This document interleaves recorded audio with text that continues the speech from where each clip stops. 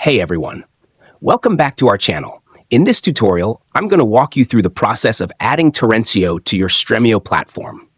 Let's get started. The initial step is to have Stremio installed on your device. Head over to stremio.com and download and install it. Once you have it installed, open the Stremio application. Now, to add Torrentio, you'll need to visit the Torrentio website. Click on it.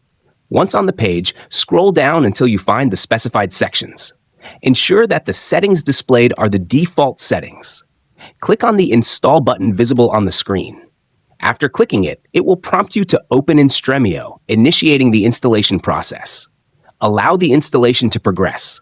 You'll receive a pop-up indicating the add-on installation. Click Install, and you're all set.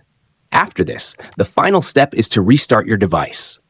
Once your device restarts, you can now begin using Torrentio within Stremio. And there you have it. Adding Torrentio to your Stremio platform is a straightforward process. If you want to watch more videos like this, please subscribe to this channel